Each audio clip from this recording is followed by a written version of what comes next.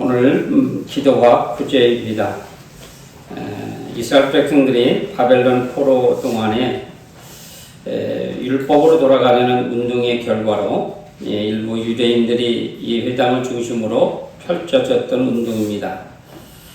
바리새파는 에세네파 사두개와 함께 3대 분파 중 하나로 신약시대에 가장 큰 세력을 지니고 영향력을 발휘한 사람들입니다.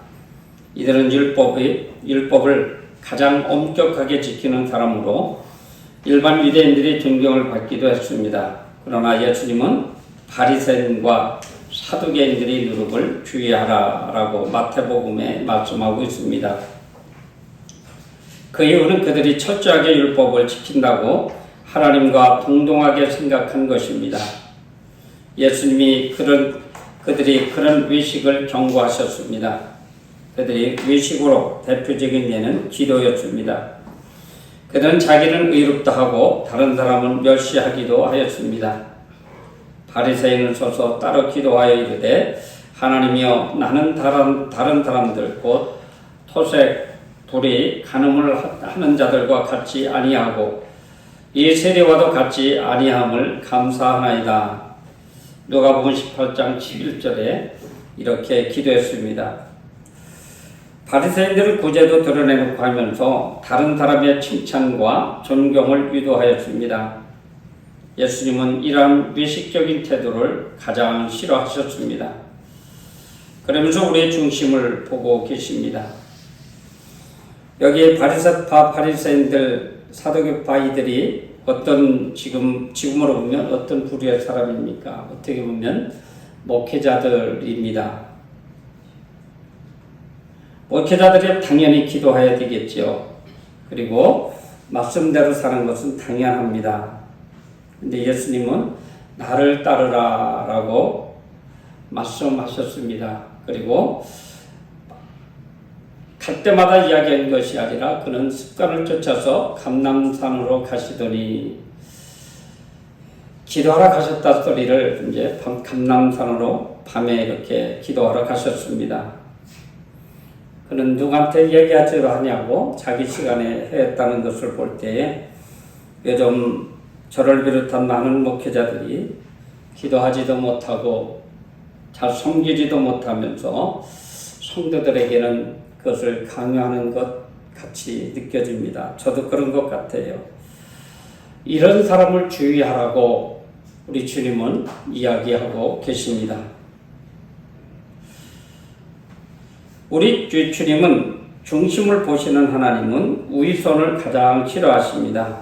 예수님께서 책망하신 이유 그들의 악행보다도 우위선 때문이었습니다. 우위선이란 선하지도 않으면서 선한 척하는 것을 말합니다. 우위선은 참으로 집요한 집념을 지니고 있습니다. 그 집요함이 마친 그림자와 같습니다. 아무리 떨쳐버리려도 전혀 떨어지지 않고 뒤쫓아 다닙니다. 사람이 잠시 긴장을 풀면 어느덧 그의 내면 깊숙이 둥지를 틀고 수없이 증식합니다. 우위선과 관련된 성구는 신구약 모두 42번 등장하는데 신약 성경에만 27번이나 등장하여 우리의 심곡을 찌릅니다. 우위선은 하나님의 선행을 가로막는 사탄의 가장 강한 위력을 가지고 있습니다. 때로는 선한 사람이지만 그것도 한순간에 잘못하면 우위선의 늪에 빠질 수 있습니다. 복음 사역에 몰두했던 교육자들도 우선으로 심각한 타격을 입기도 합니다. 우위선은 마치 누룩이나 바이러스처럼 강한 전염성을 지니고 있습니다. 저는 이 부분에 대해서 좀 묵상을 해봤어요. 그러면 어떻게 말씀을 전하고 어떻게 해야 될까? 물론 말씀은 있는 그대로 전해야 되겠지만 정말로 목회자들이 행함, 언어 참으로 중요하다라는 것을 느낍니다.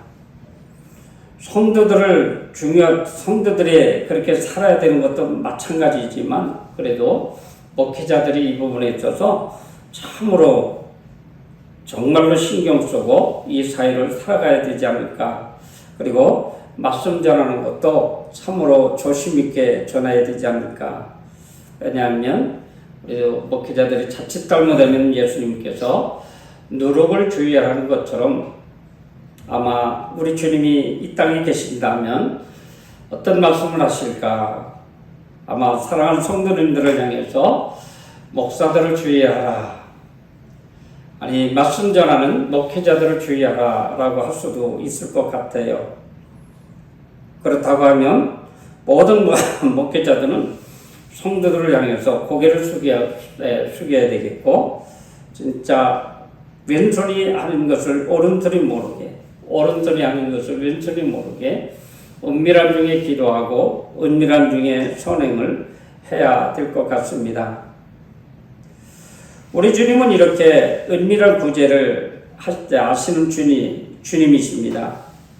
즉 국어사전에 보면 어려움이나 위험에 빠진 사람을 돕거나 구하여 건져주고 불쌍한 사람을 도와주는 선한 행위라고 했습니다.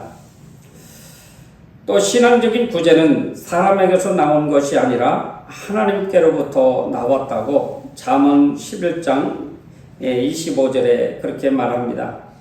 그러므로 구제는 하나님의 선한 뜻이 사람을 통하여 이루어지는 아름다운 미덕이며 축복의 통로입니다. 구제하면 축복을 받습니다. 구제를 좋아하는 사람은 풍족하여질 것이요 남을 윤택하게 하는 자는 자기도 윤택하여 지니라. 잠언서 11장 25절에도 나왔습니다. 신약 성경에도 구제를 참된 경건의 근거로 삼고 있습니다.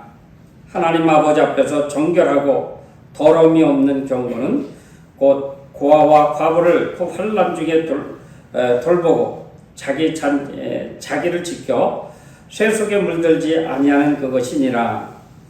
야고보 1장 27절에 이렇게 말씀하고 있습니다. 그럼에도 불구하고 주님은 그러므로 구제할 때 외식하는 자가 사람들에게서 영광을 받으려고 회당과 거리에서 하는 것 같이 너희 앞에 나팔을 불지 말라. 진실로 너에게 이르노니 그들은 자기 상을 이미 받았느니라. 2절에 말씀하고 있습니다. 요약한 말씀드리면 우리가 힘써 구제할 때 사람들에게 보이려고 나팔을 불며 외식하는 구제를 하지 말고 은밀하게 아무도 모르게 오직 하나님만 아시게 구제하라는 말씀입니다. 하나님만 아시게 구제하라. 그렇지만 사람이 때로는 알 수도 있습니다. 구제는 해도 되고 안 해도 되는 것이 아니라 구제를 해야 가정이 복받는다라고 성경은 이야기하고 있어요. 구제하는 교회 하나님께서 그 교회를 축복해 주십니다. 주님은 구제할 때 아무도 모르게 은밀하게 하면 하나님 아버지께서 갚으시리라. 이렇게 말씀하고 계십니다. 오늘 주님은 골방 기도를 들으신다고 말씀하셨습니다. 우리가 기도하기 좋은 곳은 어딜까요? 물론 우리는 아무 데서나 기도할 수 있습니다. 그러나 하나님은 은밀히 만날 수 있는 곳이 따로 있습니다. 야곱은 약복강 나루에서 기도한 것이 골방이었습니다. 지금 에서와 마주쳐서 위기 순간 어디로 가요? 성전으로 달려갈 수 없잖아요. 그곳에서 밤이 맞도록 기도했다고 하는 사실입니다. 레위 족장들에게는 골방이 이제 그들에게도 골방이 있는데 레위 우두머리 그들은 골방에 거주하면서 주야로 자기 직분에 전념함으로 다른 일은 하지 아니하였더라라고 보면 성전에서 그들은 기도했습니다.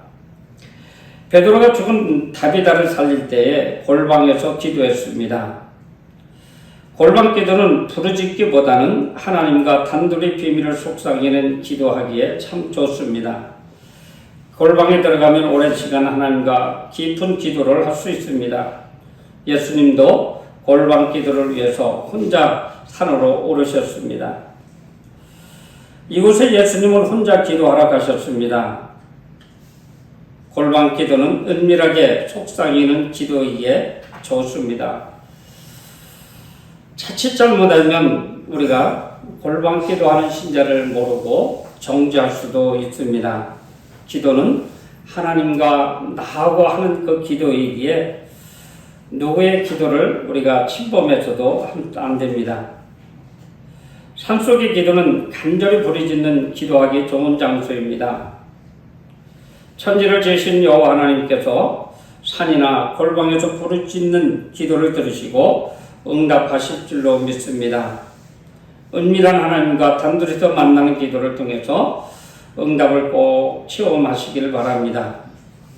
근데 무조건 어쨌든 성전 기도든 골방 기도든, 골방은 다양한 장소를 이야기하고 있는데 어쨌든 이런저런 장소에서도 우리는 끊임없이 기도는 필요로 합니다.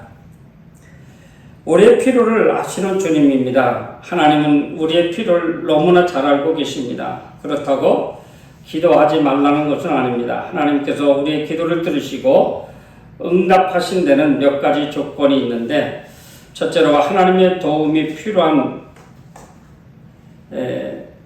필요성을 절실히 느끼고 기도해야 합니다.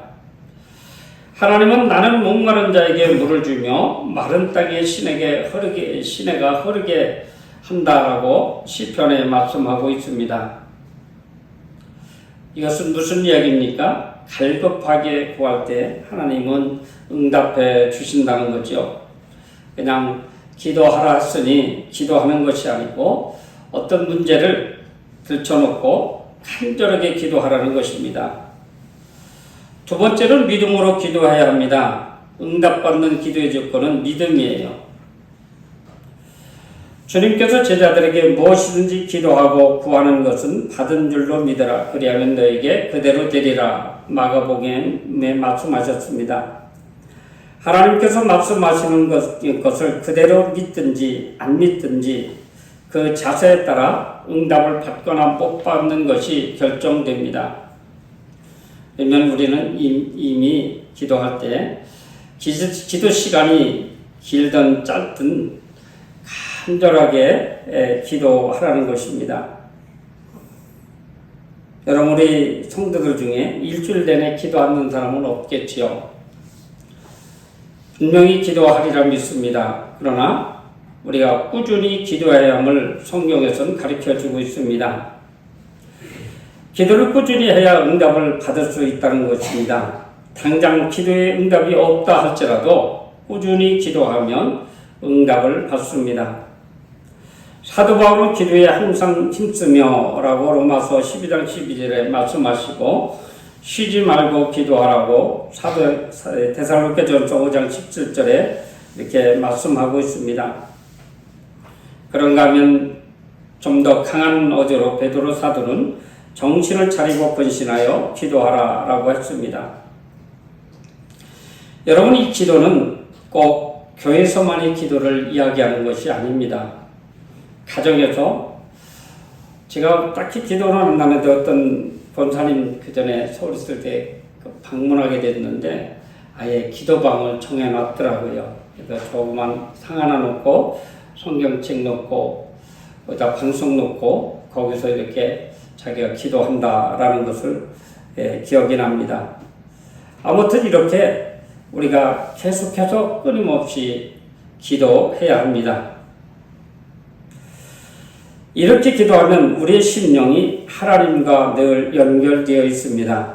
끊임없는 기도를 통해서 하나님의 생명이 우리의 심령에 들어오게 하고 주님의 거룩함이 우리의 생명에 흘러오게 해야 할 것입니다.